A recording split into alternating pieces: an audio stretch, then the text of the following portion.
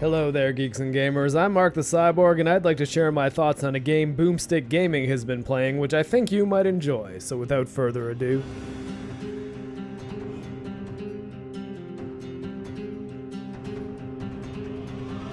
I've been playing Dead Cells on and off for several years now. I played it on Steam when it was in early access, jumped back in on Switch when 1.0 launched, and recently bought the GOG copy and dove back in for round 3. The one thing which has remained consistent across the entire time I've been playing is that Dead Cells has some of the tightest 2D side-scrolling action of any game I've ever played.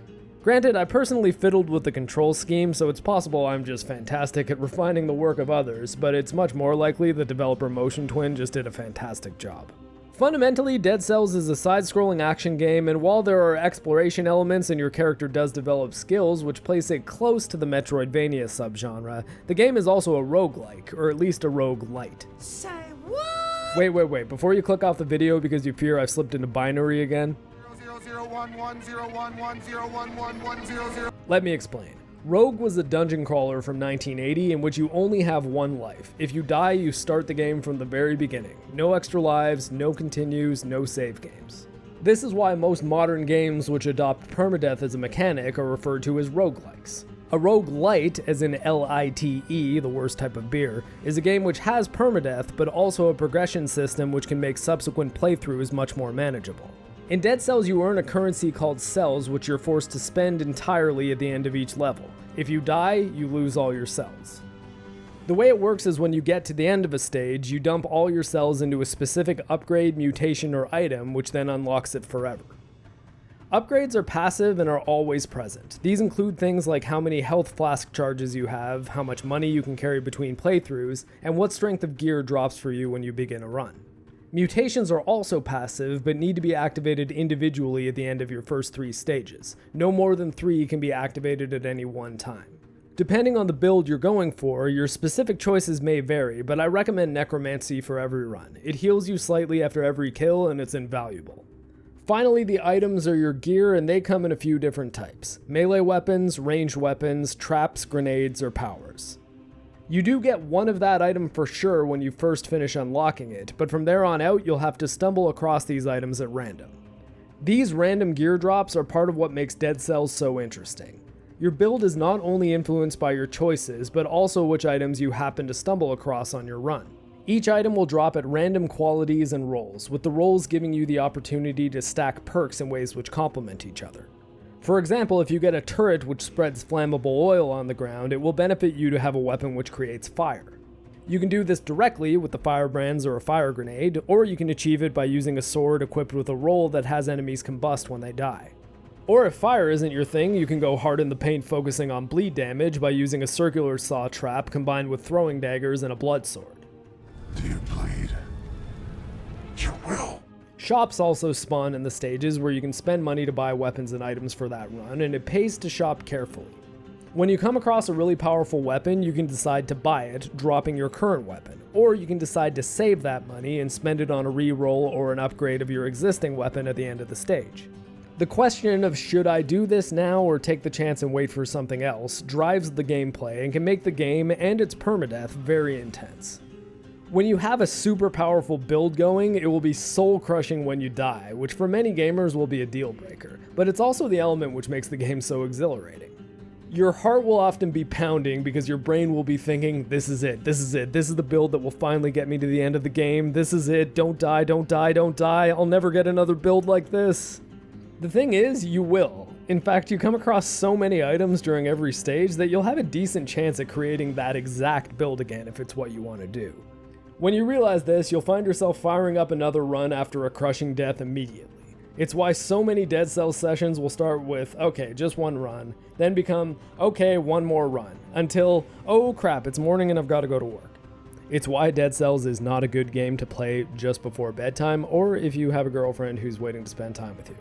I'm sorry, X-Ray Girl, please forgive me. The game's whole loop fundamentally involves running through the entire game repeatedly with a different menu of RNG items each time. Though the levels themselves are procedurally generated, you can choose a number of variant routes through the game as you permanently unlock the Traversal abilities. On your first run, you'll notice features of the world which you can't interact with, like green plants on the ground, pink statues, or sheer walls which don't seem to be climbable at all. There are certain elite enemy encounters hidden in specific stages, which will grant you a rune. These runes give you the ability to grow a climbable vine out of the plants, teleport between the pink statues, or run and climb up walls, which not only give you access to hidden secrets, but alternate level exits. Most levels will have 2 or 3 different exits. The number of exits in each stage and the places they go remain constant, but which exit you take is always up to you. For example, you can progress from the prisoner's quarters, to the Promenade of the Condemned, to the Ramparts, to the Concierge boss fight, onto the Stilt Village, then to the Clock Tower, and the second boss fight in the Clock Room. Once the main path is done, you'll automatically progress to High Peak Castle, then fight the final boss in the Throne Room. Or if you don't want to do that, you can go to the Toxic Sewers from the Prisoner's Quarters, then to the Ancient Sewers, onto the fight against Conjunctivitis. The boss is called Conjunctivitis, the game doesn't give you pink eye. That's your poor hand hygiene. Remember to groom, kings. From there, you could go to the Slumbering Sanctuary, onto the Forgotten Sepulchre, then to the final stretch of the Clock Room, Castle, and Throne Room. Some paths lead to the same choke points, and some stages are definitely more difficult than others, but you're usually rewarded with gear as well as stat upgrades which reflect how difficult your chosen path was. The game strikes a really good balance between choice and chance. The bigger the risk, the bigger the reward, and big rewards mean you'll be better prepared for the challenges ahead. But considering one bad choice can mean a trip back to the very beginning of the game, the path of least resistance is often very tempting. At the same time, arriving at the Hand of the King with 30 stat upgrades is a lot better than getting there with 15, so braving danger early on might be the better idea. There are 3 stats to upgrade: Brutality, Tactics, and Survival. All 3 give you a boost to damage and a boost to health, with the difference being which stats are tied to which weapons. Damage is always upgraded 15% in that weapon class per point, but the health upgrades give you diminishing returns as you focus on one stat over the others. So if you have mostly brutality-based equipment, your instinct will be to put it all on red. Always bet on black. This might be a mistake. Spreading your points across all 3 will keep your health point multiplier high, giving you better survivability going into the later stages and boss fights. Assuming you do finish a run successfully, the game doesn't exactly end, you simply collect 1 boss stem cell. These stem cells effectively put the game into progressively difficult New Game Plus states, and you can collect up to 5 of them. The catch is that you can't collect the next one unless you've got every one you've collected prior active. With the stem cell active, you will face much more powerful, numerous enemies, even in the early levels of the game, and the bosses are also significantly more challenging. Not only that, you aren't able to refill your health flask after every stage in the hard modes, which is, in my estimation, the factor which makes the additional runs most difficult.